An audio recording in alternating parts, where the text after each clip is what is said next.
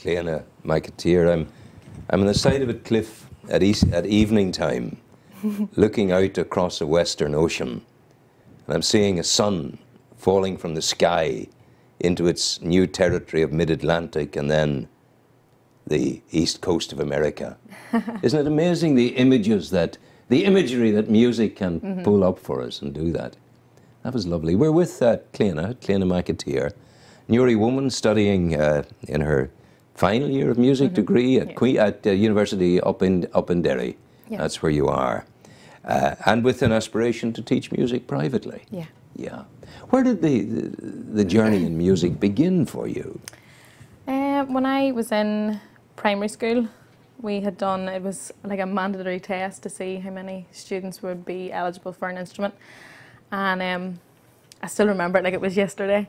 We were sitting in our wee chairs in Miss Frame's classroom. Famous name in music in this area.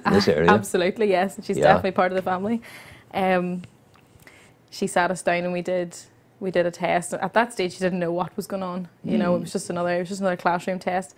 But then a group of us got taken out, and then we were taken to a completely different teacher, and she put us through all these listening tests. Does this sound happy? Does this sound sad? And obviously we had to differentiate. It was obviously years later I figured out it was actually minor and major. Oh, I see. But you had to make that connection in your own brain. Well, have I been making a right connection there and how I described your music? It was major, I would have thought. Yeah. Yeah, it has a bit of a sad tone to it, that piece, though. It has, but there's like also the hint of resurrection in it. Yeah. There's that lift that's in there. Yeah. And you're almost waiting to hear the boom, the launch. It doesn't quite come, but it's there. Yeah. And you know, often the journey travelled is more interesting than the destination. Absolutely, yeah.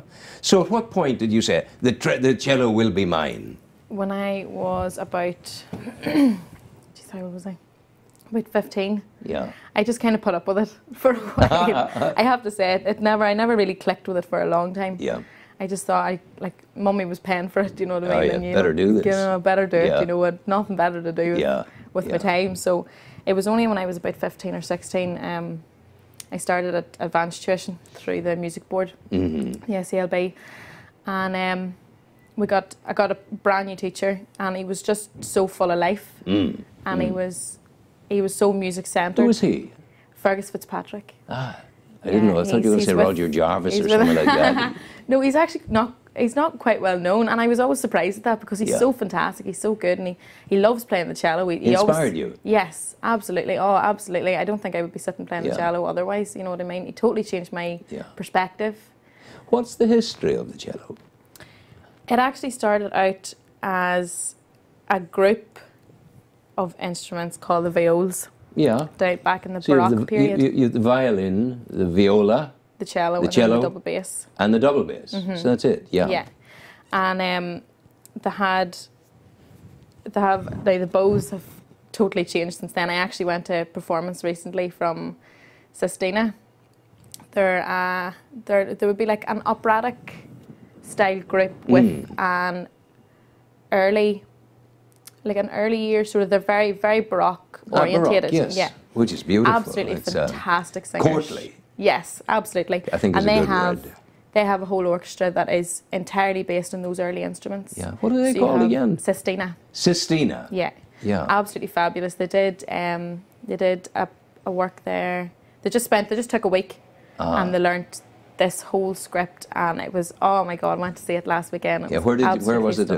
It was in Christchurch in Derry. In Derry, yeah. I think they performed it in Belfast the night before as well. I can't remember. But they were, oh my God, it was absolutely fantastic. Yeah. And they had, well, I think from what I could see, it's your standard cello, but they didn't use spikes back then. They didn't have like the... that held the spike to the ground. People would call them the end pin. Yeah. They didn't have those, so it just rested on their legs. Yeah. And the bows would be a whole lot more straight. There'd be a bigger distance between the wood of the bow and the hair, and it would just come to a point at the very end. It's a whole different technique. I was fascinated with it. Is it also a different sound? Yeah. Oh, very much so. Yeah. It's very, where classical music is almost, you could almost put classical music with romantic music. So Baroque was very straight, chordal, it was beautiful in its own way, but it was all very like, it's hard to describe really. But I think if you listen to it, you can hear the differences on it. Yeah. Tell me, we talked about the vision that you created in my imagination when I talked when you played that last air, the slow air. When you play the cello, and there is is it possible for you in the playing of it to become emotionally linked to the piece, that you feel the emotion, almost to the extent of being moved to a tear in a beautiful piece of music? Yeah, absolutely. Yeah. Wow. You're very blessed that are allowed that kind of insight. And oh, that absolutely, kind yeah. of, But you almost have to allow it. Yeah. It's not... Otherwise, if you don't allow it, it's playing the cello by numbers. And that's not good. There's a huge difference too in the sound of it. Because when you're going with it, going into the body of the music and being part of the body of the music, things change for you. Absolutely. Yeah. How old is your cello? Is it a relatively new instrument? Well, I've had it for about 4 years now. I think it's definitely a baby compared to some of the ones. To most. What's the Stradivarius equivalent in a cello? Oh. Well, it would probably be the Stradivarius. Yeah, I think he may have made those as well. I'm not sure. Someone will tell us if we're wrong. He had the whole collection. The whole collection, yeah. Yeah, but it's definitely the violin's probably the most known. Oh, it is. The most well known, yeah. But it's probably the best that you can get. You'll play me something else. What are you going to play this time? Would you like me to play something classical? Oh yes, very much. We were just listening to Morricone before you came in. Yes. Gabriel's oboe was lovely. So we had that. Stunning piece. We had that, and it was lovely. But classical would be very beautiful. Yeah, I can play Bach's first. Oh, yeah, please. First suite. Yeah. See if I can remember the music. Not a bother to you.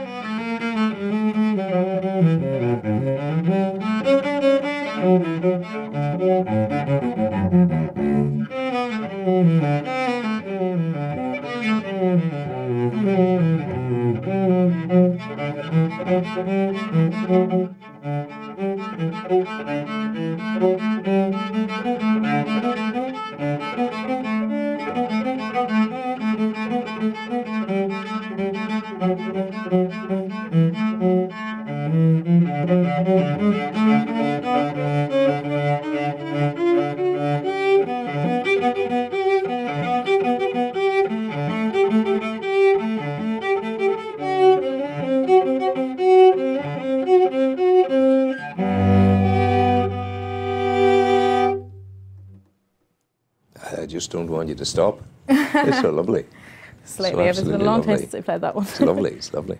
I see. Talking about imagery, I'm on a village green. I'm watching from the side. I see cricket being played. I see girls in long white dresses just moving quickly around. I see people eating strawberries and cream, all that sort of thing. Yeah. The romance is there, isn't it? Yeah. It's lovely. Oh, absolutely. It's so beautiful. So you're up at university, you're in Derry. What is a music degree? What do you study in it? Do you play music all day? Of course you don't. What do you do in a music degree course? I guess it depends on the music course itself, really. In the McGee music course at the University of Ulster, it's well, from the get-go, you have to do performance in first year, which is what I loved about it. It just looked like it was like the way they described it was you form your own degree, you mould it yourself. And I just thought it was such a fantastic concept. If you're going to spend money on a degree, why not come out with the one that you absolutely want? Great freedom. Yeah. Oh, yeah. There's a fantastic freedom in it. But it was also a chilling challenge because I could mess this up. Yeah. Yeah. You could get to your final year and go, why did I bother doing these modules? Why did I specialise in these? But with ours, you have your continuous like absolute ones that you have to do, which is your musicology. And you do that within the first 2 years. You do performance absolutely in first year. Well, you do all the modules in first year. What is musicology? Musicology is like they split it up in different sections, and you learn different types of music from different parts of the world and different eras. So you have, like your Western music, you have your African American music, and it's absolutely fantastic in the sense that if you can't really find any other music courses even round Ireland in general where they do that, where they like specifically make these blocks where you learn about these different types of music, not just classical, but you learn how, obviously you learn about classical music, you learn how to analyse it, but you also take these skills that you've learnt in these simple ways that you've done in GCSE and A-level, and they put them into different types of music. All of a sudden your mind's broadened to this whole different aspect and colours. It's fantastic. So university will end in a year's time. Then teaching, private tuition, that's what you'd like to do. Yeah. Yeah. If I can get some students. You will. I think if you look in the right places, you will. Oh, because absolutely. The concept of being able to do that, there'll be people with hidden ambitions to do this. There'll be young people who are being guided towards you by ambitious parents, and it's all there for you, Well, thanks very much. I think we're now very close to the end of the programme. So Can I make a quick wee plug? Of course you may. Yes. Don't make it quick. Take your time. Chill. The University of Ulster Choir is going to be singing tonight. Where? In the Newry Cathedral. Wow. Yes, they've decided to come to Newry, which I was absolutely ecstatic about because Newry Cathedral is such a fantastic cathedral. So I just thought I'd go, yay. So tonight at Newry Cathedral, what time? 8:30. 8:30, Newry Cathedral tonight. The University of Ulster Choir. Yeah, and it's free in as well. And what are they going to sing? We're singing Poulenc's Gloria. You said we. You sing as well? Yes. Hey. Absolutely. She sings as well. Well, that's tonight at 8 o'clock, Newry Cathedral. Be there. It'll be great fun. We'll say farewell to the people now, shall we? And wish them well, and you'll play us out then in a moment. Would that be nice? Yeah, no bother. And so wherever you are, you've had a good menu of positivity here this morning. And wherever you are in the world, I wish you well.